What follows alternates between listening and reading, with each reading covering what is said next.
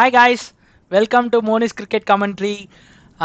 இந்த வீடியோ இது எதை பற்றினா நாங்கள் என்ன இன்னைக்கு ரொம்ப ஜாம் ஆகுது அண்ட் T20 சீரீஸ் பற்றின ரிவ்யூவும் எடுக்க போகிறோம். Let's start. அதாவது சீரிஸை எப்படி வந்து ஸ்டார்ட் பண்றதுனே எனக்கு தெரியல. ஏன்னா வந்து ஆக்சுவலி டிஸ்கிரைப் பண்ணோன்னா நல்லா சொல்லலாம்டா. T20 வரைக்கும் ஒரு மாதிரி இருந்தது, ODI ஃபர்ஸ்ட் மேட்ச் வேற மாதிரி இருந்தது. அதாவது எங்க இருந்து ஷிஃப்ட் ஆக ஆரம்பிச்சதுன்னா, அந்த தேர்ட் T20ல இருந்து அப்படியே கதையே வேற மாதிரி ஆயிடுச்சு. அப்படியே ட்விஸ்ட் அப்படின்னுவாங்கல்ல, அந்த மாதிரி ட்விஸ்ட் ஆயிடுச்சு.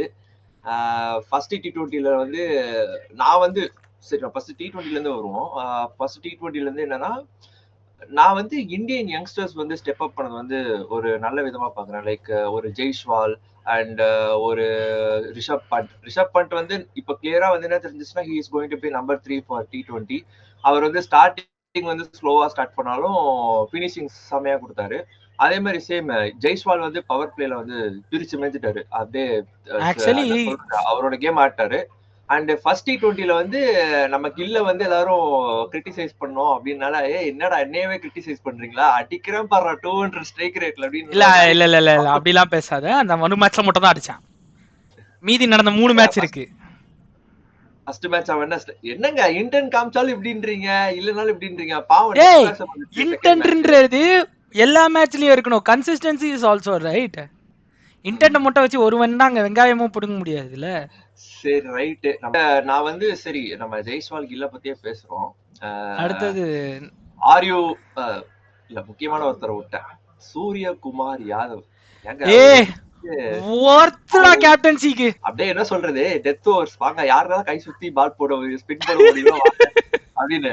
டெத் ஓவர்ஸ் ஹர்ஷ்தீப்பா சிராஜா இல்ல ரிங்கு சிங் தான் பால் போட்டாருன்னு பார்த்தா, நானே பால் போடுவேன் அப்படின்ற. ஆக்சுவலி ஃபைனல் மேட்ச் வந்து அர்ஷதீப் ஆடலன்னு நினைக்கிறேன். கலீல் அகமதும் இவனும் மட்டும் தான் ஆடினாங்க. நான் நிஜமாவே ஃபைனல் ஓவர் என்ன தெரியுமா நினைச்சேன், நான் வந்து ஃபைனல் ஓவர் சரி சிராஜ் வந்து ஸ்ரீலங்கானாலே சிராஜ் அப்படின்ற ஒரு இது இருக்குன்றதுனால சிராஜ்கே போயிடுவான் தான் நினைச்சேன். பட் அவன் பால கையில் எடுப்பான்னு நான் எதிர்பார்க்கவே இல்லை. அதோட அவன் காம் ஃபேக்டர் என்னன்னா, ஃபைனலாக அவன் வந்து அந்த 2 ரன்ஸ் ஓடும் போது கூட கீப் காம்னு எல்லாரையும் அவன் காம் பண்ணிக்கிட்டு இருப்பான். எல்லாரும் ஒரு சைட் டென்ஷன்ல, எல்லாரும் முந்திலேயும் அந்த டென்ஷன் தெரிஞ்சிருக்கும். ஒரு கேப்டனா ஒரு காம்னஸ் மெயின்டைன் பண்றது அந்த சிச்சுவேஷன்லயோன்றது ஒரு best part. Since I am not happy with this T20 series with, ஏன்னா வந்து நான் வந்து ஒரு 2 விஷயத்த வந்து நான் ரொம்ப டிசப்பாயிண்ட் ஆயிட்டேன். ஃபர்ஸ்ட் வந்து சஞ்சு சாம்சன்.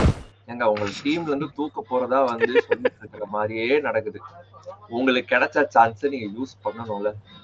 ஒரு 30 அடிச்சிருக்கலாம்ல. என்னங்க ஃபர்ஸ்ட் மேட்ச் கோல்டன் டக்கு, ரெண்டாவது மேட்ச் 4 பால் டக்கு. இப்படி ஆடினீங்கன்னா சி சம்டைம்ஸ் வந்து நீங்க தான் வந்து பிரேக் பண்ணணும். லைக் நான் வந்து இவ்வளவு ஒர்த் அப்படின்னு. அண்ட் சஞ்சு ஃபேன்ஸ்க்கு வந்து நான் சொல்றது வந்து டிசப்பாயின்மெண்டா இருக்கலாம். பட் எக்ஸப்ட் அந்த சவுத் ஆப்பிரிக்கா மேட்சை தவிர ஒரு மேட்சும் அவர் வின் பண்ணி கொடுத்தது இல்லை. ஐ மீன் அவர் இன்டர்நேஷனல் கிரிக்கெட்ல வந்து ஆடி ஒரு மேட்சும் வந்து அவர் லாஸ்ட் வரையும் எடுத்துட்டு போயிட்டு ஒரு மேட்ச் வின்னிங் நாக் அவர் ஒன்றும் ஆடலை. That's the truth. சஞ்சு ஃபேன்ஸ்க்குலாம் வந்து இது நான் சொல்றது. ஆனா எனக்கு அது ஆக்சுவலி இன்னொரு பாயிண்ட் இருந்தது என்னன்னா, செகண்ட் மேட்ச் வந்து ஆக்சுவலி லோ ஸ்கோர் தான். எனக்கு தெரிஞ்சு 8 ஓவர்ஸ்ல அந்த ரன்ன்றது கெட்டபிள் தான். கரெக்டா? C second match low score okay, உங்களுக்கு சான்ஸ் ஒண்ணுதான் கிடைச்சிருக்குல்ல. இப்போ ஃபார் எக்ஸாம்பிள் அதுதான் சொல்றேன். ஏன்னா ஆப்போசிட்ல ஜெய்ஷ்வால் வந்து அடிக்கிற பிளேயர். சோ யூ கேன் கில்லெல்லாம் அப்படிதான் தேத்திக்கிட்டு இருக்கான். அதே வேலையை இவனும் பார்த்திருக்கலாம். நான் பொறுமையா ஆடுறேன், ஏன்னா அந்த சைடு இன்டென்டோட ஒருத்தர் ஆடுறானா இந்த சைடு பொறுமையாவே ஆடி இருக்கலாம். தேவையில்லாத விக்கெட்ஸ் விடுறது வேஸ்ட் தான். அதோட ஓப்பனிங் ஸ்லாட் கொடுத்தாங்க. ஓப்பனிங் ஸ்லாட்ல ப்ரூவ் பண்ணோம்னா கண்டிப்பா ப்ரூவ் பண்ணிக்கலாம். அந்த மேட்சை 1 டவுன் ஒரு விக்கெட் கூட போகாம வின் பண்ணிருக்கலாம் if you want to prove it. But டக்குன்றது இஸ் நாட் அக்செப்டபிள். அந்த டைம்லயும் பெர்ஃபெக்ட்டா பண்ணலாம். உங்ககிட்ட ஒரு ஸ்டாட்ஸ் சொல்லணும்னு நினைக்கிறேன். லைக் நான் ரொம்ப டிசப்பாயிண்டான 2 விஷயம் சொல்லியிருந்தேன். ஒன்னு சஞ்சு, ரெண்டாவது வந்து bowlers, especially fast bowlers.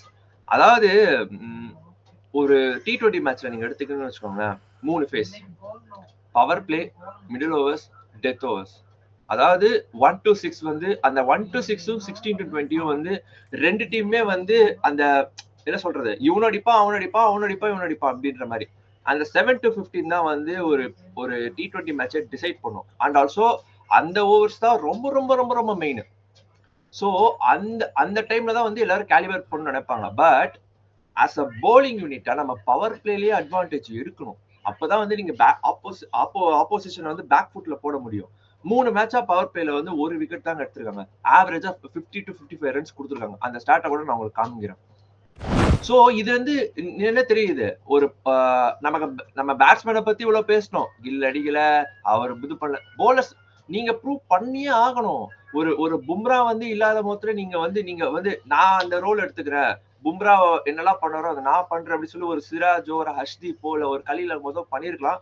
Khaleel Ahmed நான் சொல்ல மாட்டேன், சின்ஸ் ஒரு மேட்ச் தான் ஆடினாரு அண்ட் இன்டர்நேஷனல் கிரிக்கெட்டுக்கு ரொம்ப நாளைக்கு அப்புறம் வரனால அவர் வந்து சொல்ல முடியாது. பட் சீனியர் பவுலர்ஸான சிராஜும் ஹர்ஷ்தீப்பும் வந்து அந்த பவர் பிளேல வந்து நீ இனிஷியல் ஸ்விங் பண்ணி விக்கெட் எடுத்தது எப்பயுமே ஒரு ட்ரெண்ட் போல்ட் எடுத்துக்கோங்களேன், அவர் பவர் பிளேல கொடுக்குற ஸ்டார்ட்னால எவ்வளோ நியூசிலாண்டுக்கும் சரி ராஜஸ்தான் ராயல்ஸ்க்கும் சரி செம்ம அட்வான்டேஜ் ஆயிடுது.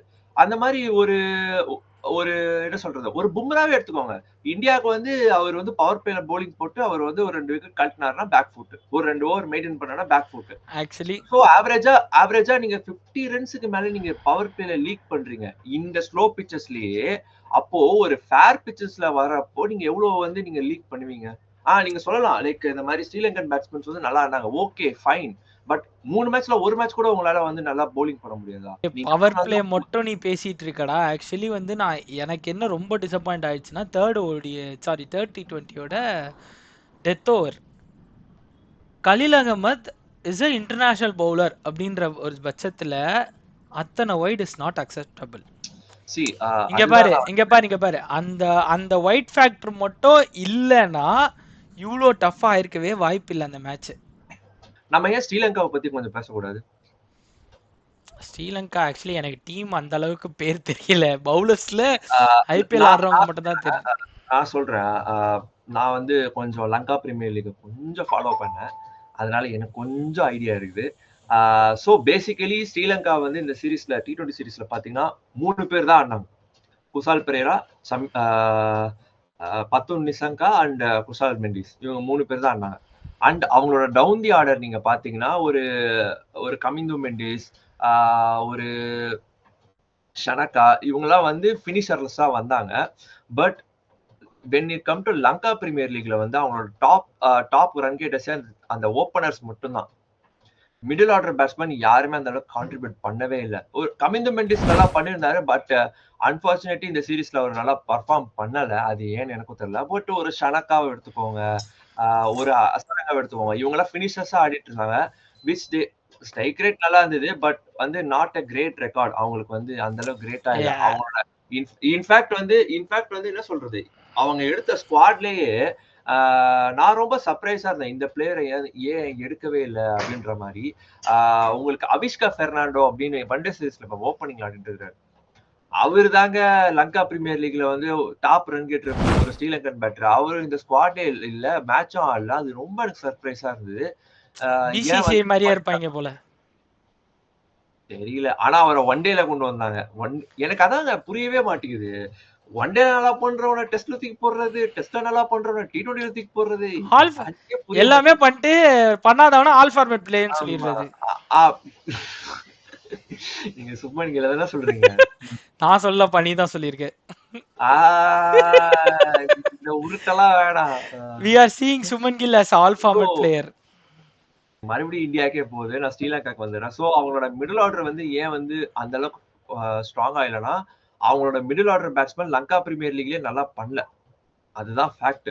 எல்லா ஓபனர்ஸ் தான் பண்ணாங்க, மிடில் ஆர்டர் பேட்ஸ்மேன் யாரும் பர்ஃபார்ம் பண்ணல. சரித் அஸ்லங்கா நல்லா பண்ணியிருந்தாரு.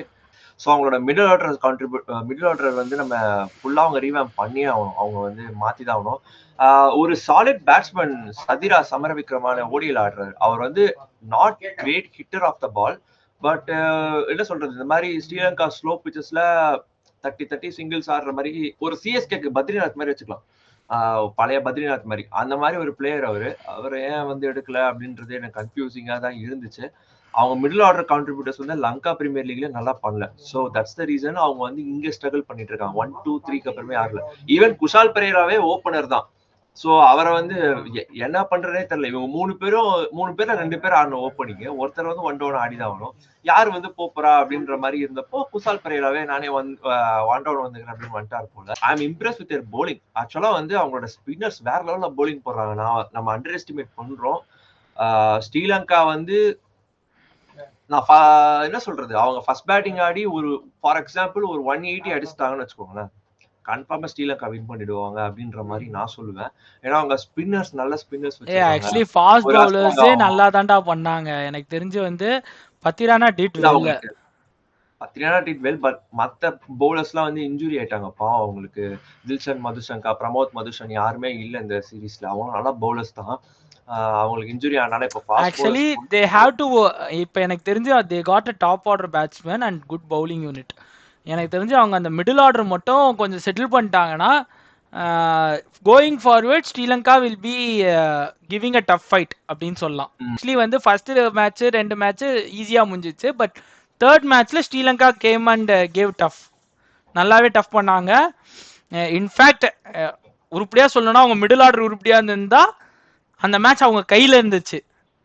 They left the match. எனக்கு நிஜமாவே ஜெயசூர்யாவை பார்க்க கஷ்டமா இருந்துச்சுடா. இந்த கேமராமேனுக்கு வேற அவனுக்கு என்ன பகன்னு தெரியலடா. ஆனா அவனா ஃபோக்கஸ் அடிக்கிறானுங்கடா. And thanks guys, thank you for வாட்சிங் அவர் வீடியோ. லைக் பண்ணுங்க, ஷேர் பண்ணுங்க அண்ட் சப்ஸ்கிரைப் பண்ணுங்க. அடுத்த வீடியோல பார்க்குறோம். அது வரைக்கும் பாய்.